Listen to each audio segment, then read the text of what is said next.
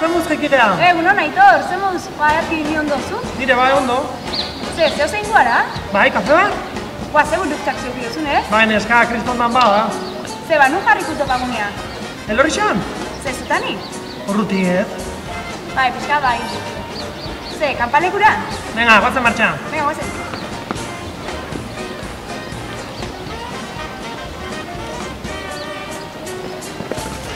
Kastak ebarrea!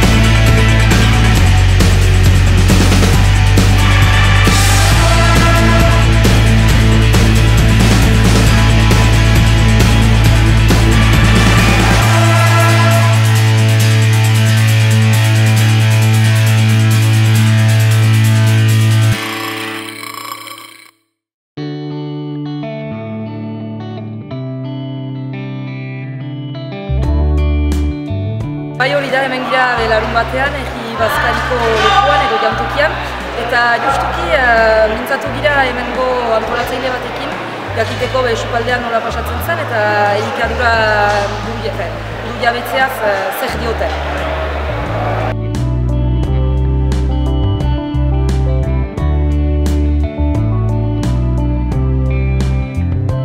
Beraz, hemen gira Julenekin jantokian, eta beraz Egi Bazkaria intzin. Aurten gazteatelajan buru jabetza initzaipatzen da, elikadura, zela jantzea ematen duzue, edo? Bueno, beste notan bezala, elikadura beste fonte bat zaten zuen, eta buru jabetza orokorraren bidean, elikadura uretatzen pausua izan zuen. Orduan, pasaren urtea edo ez dakit urtea magunean, buru jabetza elikadura eta bertako produktuki bakarik nostu orduan horrekin ere hauten bai zutaren produktuak eta bai gaur estatuko gazte bazkarien mundian bertako produktuak erabiko dira. Eta beraz, ikasten duzun tokiko muzkinak, hori hartzuneko muzkinak edo? Hemengo baserriak eta bai labore ekologiko eta bertako produktua zizitela bakarrik. Eta menuan beraz zer pasatzen duzu? Hau lentxarada eta babarruna. Oso. Eta asko. Espero gozatuko direla beraz, Bazkari horrekin. Hauean afarian bukatak eta razioa. Eta bukatetan ere bertako muzkina? Guztia bertako. Mila esker lehen. Agur.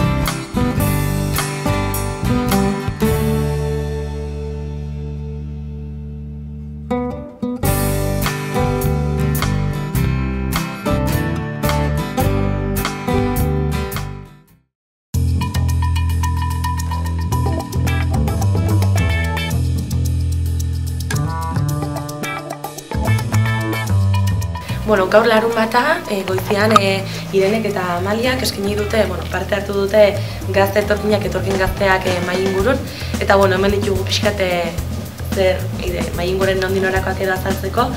Zer dela eta sortu da Hernanin Gazte Bizilaguna proiektua? Bizilagunak da proiektu bat iten dana herri ezberdinetan, orduan da bazkari bat, hemengo familia batek parte hartzeu eta kanpotik datorren beste familia batek. Orduan, proiektua hori izan da, Hernanin gazteok, proposatu zen gazteok itea, orduan.